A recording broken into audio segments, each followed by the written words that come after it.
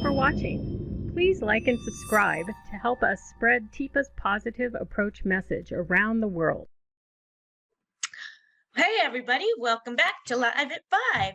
Look, we have an old face here today. Not an old face, a face from the past. Carrie is joining us. Thanks for being here, Carrie. And thanks, Shelly and Alejandro. So today, we're going to explore, we got a question in, and I think it's a really good question. As someone is moving through gem states, things that used to work for cueing sometimes don't work anymore. So someone asked us about how can we help someone sit when simple visual and verbal cues are not working. So team, for a moment, think and then share out, maybe on Facebook, friends, what are some of the simple visual cues that we might use, or visual and verbal cues that match together that we might be trying, just so we can see like, ooh, what about what if? Thinking for a visual cue, kind of putting myself next to the chair that we want to end up in and doing like a pat or a sit down kind of. So like on the chair itself, like, yeah, have a seat. Yeah, have a seat kind of. Oh, so there's also a match there, right? But and that's kind of a short one that you gave, Catherine, of like have a seat. I mean, there's like 3 words there, or sit, or here. Single. Or yeah, trying to go fairly simple with it. So yeah, anything else, ladies? I was thinking the same words. I mean, basically it's using your hands in a downward motion. Yeah. Next to you on the chair, if that's what you're near. Give a little pat. Yeah. I think also I'm going to say like miming it. Like I get my body to actually do but I'm not sitting in that chair, right? Because obviously I want them to do it, but next to it, or if there's a chair I can bring close to it, and kind of a model, I guess, or mime. And I also have seen some people actually just squat down in front of the chair themselves if they get that person close to the chair in sort of a sitting, get ready to sit position, and then squatting low themselves can sometimes be cute. But what happens if those aren't working? Why do you think those may not be working?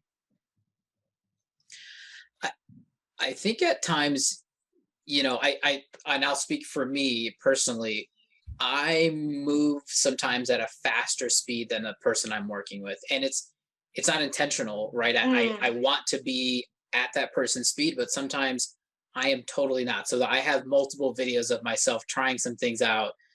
I'm giving the cues, the person's looking over here at something else, and I'm not even picking up that they're not paying attention to me for those 3 seconds. So okay, so it might be our own personal pace of how we deliver the cues.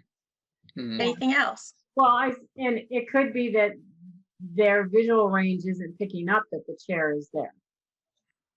They may not be picking up that the chair is even there because their field of vision is narrowing. Because thinking about, usually, except for maybe injury, if we say in general somebody's going to be needing more physical assist, generally what gem states might they be in or out of? Like Ruby comes to my mind, kind of in that Ruby state. Yeah, Ruby, even some ambers, maybe, depending on other, other factors. So, so we know, what are the preferred ways that people take in data? Let's do the top 3. Visual. And then verbal. Auditory, verbal. Auditory, and what's third? Touch. Yeah, and the last 2 are smell and taste. Are smell and taste going to help with sitting? No, not really. Unless probably not. Let's just say, unless you got super clever somehow. We don't have time. I was trying to stretch my brain out, but you may want to give us another. Let's do that you get to another Live at 5 to figure that out. How do you smell and taste to help someone move? Although I will say some smells might make some people move, whether they're good or bad. But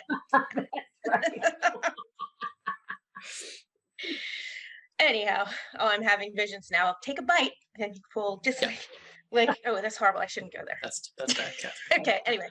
So we've tried these two. So, and they're not working. So we're going to eliminate these and eliminate these, but does it have to be like this? Yeah. So what kind of cueing might we try? Yeah, some kind of touch cueing. Some kind of touch cueing. Physical cueing. Yeah, physical assist cueing. So I actually have some DVDs, which really is great because Teepa's done a series of Teepa's tips where she shows us 2 different ways to assist someone with sitting using touch cues. And she explains how and a little bit of why. So I thought I would share that since people want to know how. And what's cool is that you have access to this at any time on YouTube. To help someone sit down when they're not sure how to sit down, you spread your legs wide to get a wide base of support. You're going to bend your knees, not your back. I'm going to come in, I'm going to help Marianne lean forward, and then I'm going to touch her on the tendon while I support her back. So she controls the sitting and she doesn't lose her balance. So if Marianne will stand, if I tip her back at all, she starts to worry that I'm going to knock her off balance. So when someone has a hard time, lean them forward, way forward, further than you think, but you have your arm and your elbow to support if they start to lose their balance. Forward. Now touch at the tendon that's on the outside of the knee, keeping them forward, and ease them down. Okay, so that's one. And I'll just go ahead and show, I'll share the next one. Okay. It's a slightly different variation. If I have the ability to kneel, so it has to be my ability to kneel and come back up, I'll kneel down and then I'll create this forward movement and she'll sit. Those are really cool. I hadn't seen those. I like those. Mm-hmm. So tell me what you noticed about how she used that touch cueing. There's one touch that stands out to me because I think I associated with like my childhood, and that's the touch behind the knee on that tendon, right? Because this is the thing that kids will sometimes do to each other, because if you do it and people aren't paying attention and you don't have some support, they actually it makes your knees buckle and bend.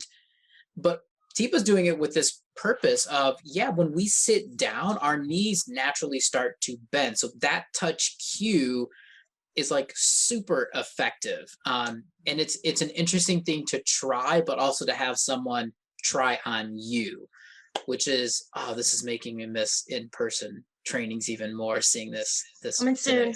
I know. Coming soon, Alejandro. Coming soon. Yeah.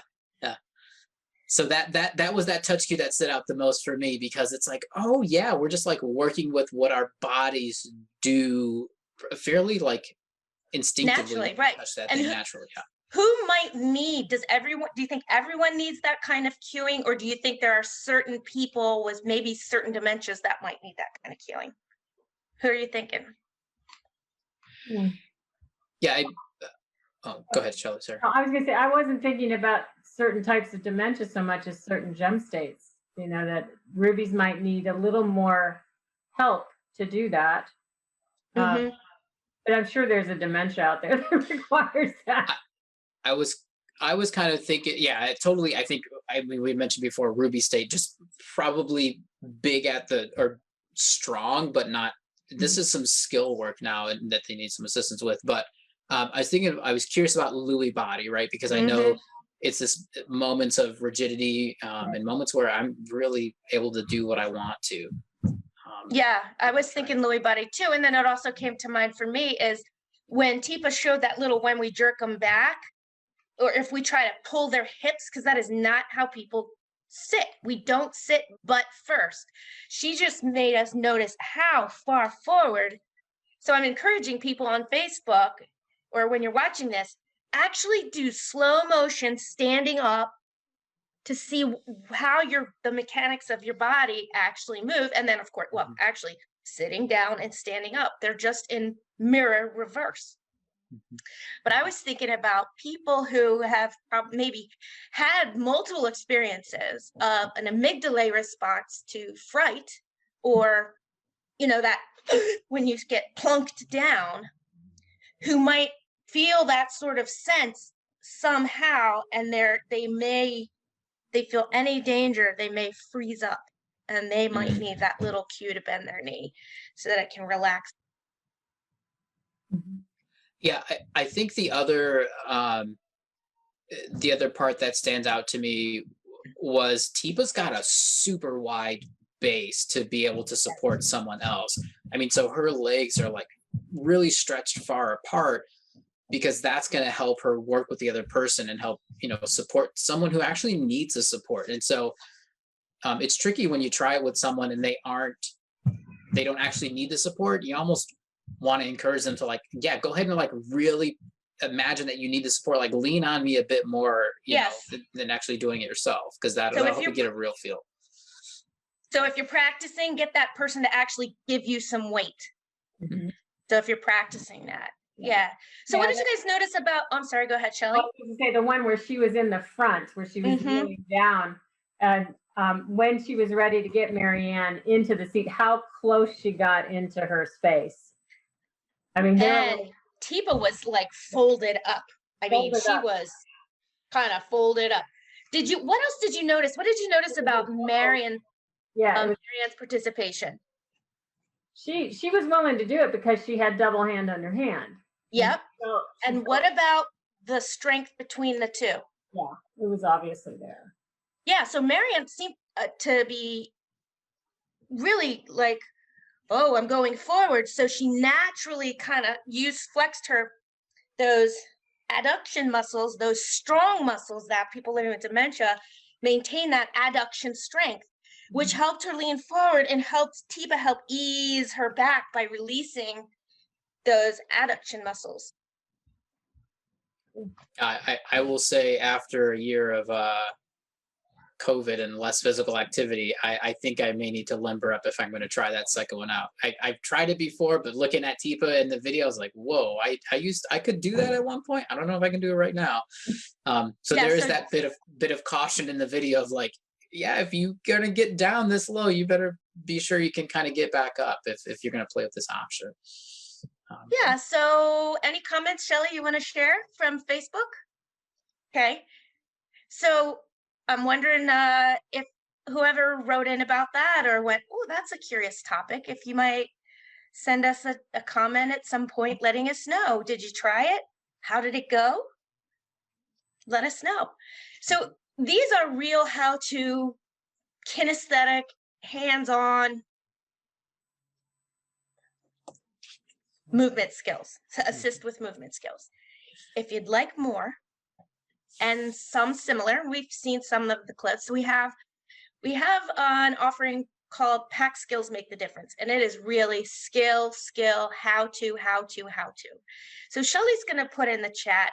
We have it in 2 versions. We have online streaming, and we also have a hard copy DVD.